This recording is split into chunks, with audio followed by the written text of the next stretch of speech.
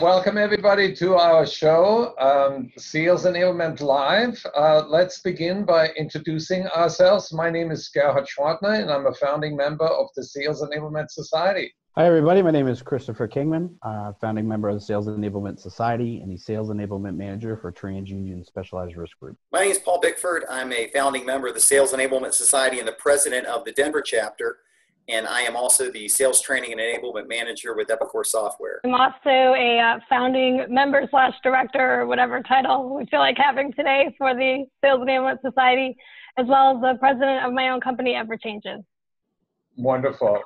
Well, I'd like to focus our thoughts and conversations today on what are the current challenges that Sales Enablement members have in their jobs right now. And maybe, Paul, tell us a little bit about how you fit into Epicor. And I looked up Epicor. You have about, 4,300 people in the company? How many are in sales? In sales, we probably have between international and the Americas, probably about 350 if we include sales managers and solutions engineers. Tell us a little bit about how your sales enablement function is structured and what are your challenges? Well, right now it's myself and one other, our peers in the space. Right now I am in charge of sales enablement for the company, for Epicor proper, if you will. And then my peer is in charge of channel enablement for the channel partner.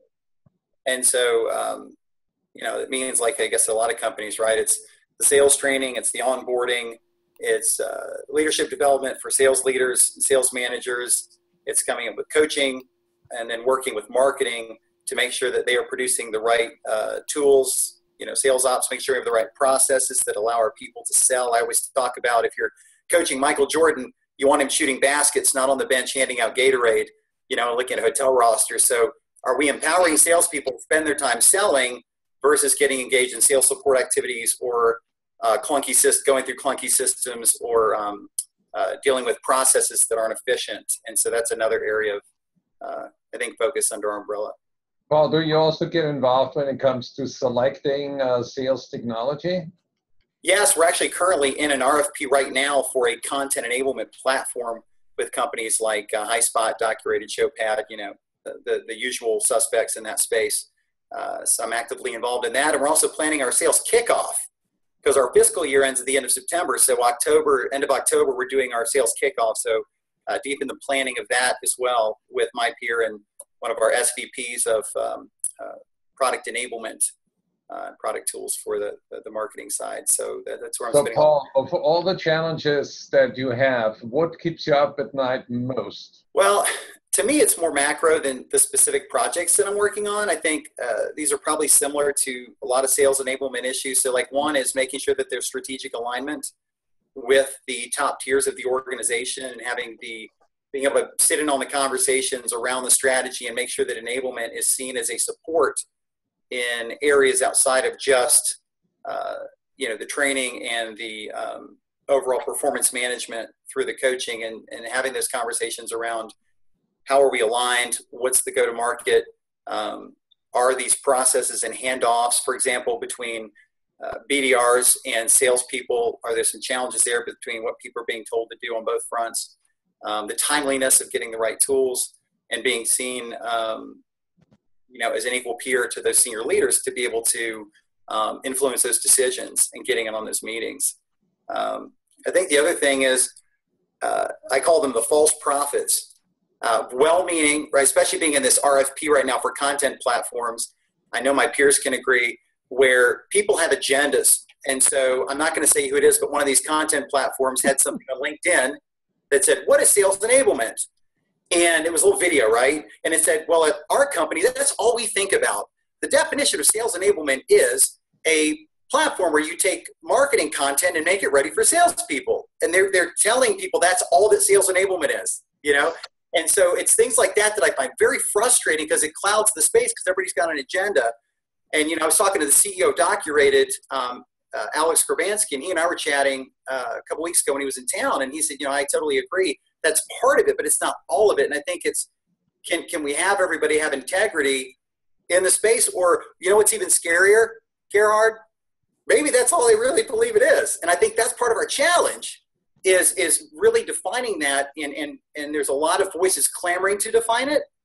And for us in the society, as subject matter experts, being seen as the source for that information to try to guide and set, the rules of engagement for what that means and the scope. Paul, I totally feel your pain, and let's think about the issue of, on one hand, you have problem owners like you and other sales enablement professionals. On the other hand, you have solution providers like the HighSpots and the ShowPads and all those 120 sales enablement suppliers. The solution providers, they claim to have a solution, but they speak a different language because they are connected to the programmers, and the programmers tell them what they can do and what they can't do. But they never have, the solution provider never have the complete picture because they never ask sales enablement professionals, what problems are you dealing with? Am I right or wrong? Christopher, you seem to be... Oh, absolutely. Absolutely. I think, and Paul, that's a great point. I know exactly who you're talking about because I saw the same post, and it certainly infuriated me. The vendors are going to focus on the one problem that they want to solve. And on one side of the scale, that's a great thing. Specialization is really going to drive some quality solutions. On the other side of that, though, we have to be cautious that the vendors themselves set the definition of what enablement is. And I think I posted about it about a week ago. The technology landscape in sales enablement is approaching 3,000 plus platforms. It's trying to catch up with MarTech, which is at over 7,000 plus platforms. And I think that's sort of where we just need to be wary of your sales stack needs to be in control. It needs to address your most prominent issues, but it's not going to address all the issues. And a lot of practitioners that I talk to think that that's what you can accomplish by buying enough software. But in reality, you should really just focus on the bigger problems and the bigger challenges. And your vendors should understand that as well. So we started out with asking the question, what keeps you up at night? And Paul talked about a lot of the challenges that involve strategy and internal issues.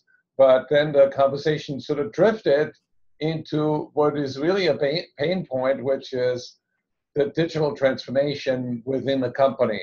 And Jean-Marie, what is your take when you listen to Paul and Chris talk about those issues?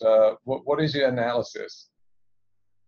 My analysis, well, so just going off of what was said, a couple of things that I'm going to focus in on here. The first is we talked about the amount of technology out there. And I think technology is awesome. I love what Chris said about it's specific for a purpose, and there's a reason that it's existing. Somebody was trying to solve a problem, and that's reality.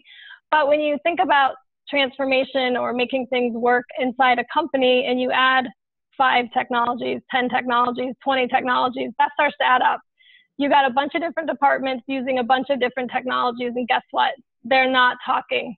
They're not having conversations. They're not working together. And I think that's the core of the issue. That's what's keeping us up at night is we're not connecting dots. We're not working together. We're all buying our own technology for our own departments, and we're not getting the work done that's really necessary to enable sales truly or enable the business to continue to grow in this new market. We've got to address that. How?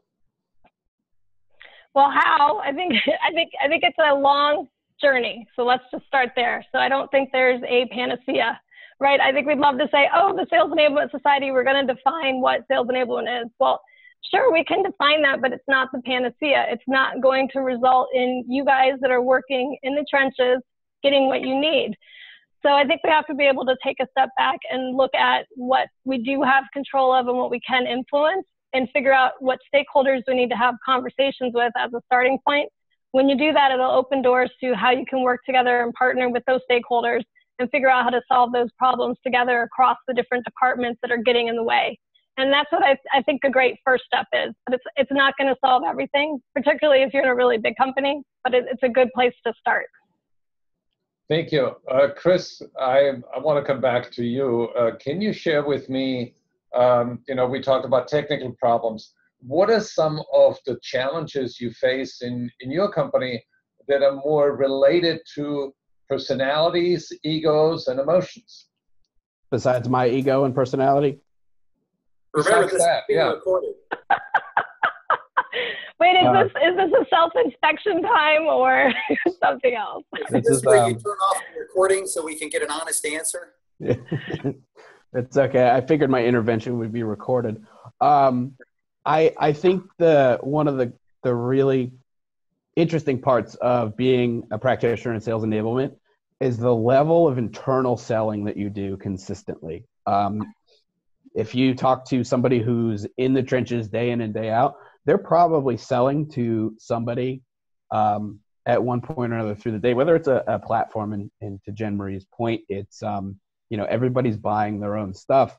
One of the key challenges that we have is sort of aligning the front of the house and the back of the house, right? IT or our global technologies team, and then sort of the customer-facing people.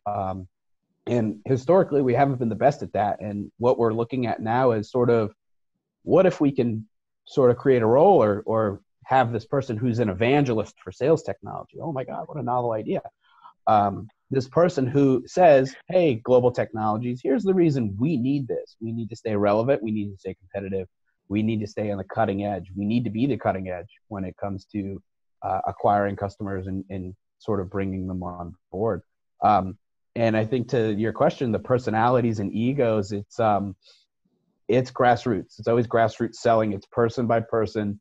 It's addressing the whiffum of, if I'm talking to the SVP of infrastructure, well, why would he really care about a sales acceleration platform?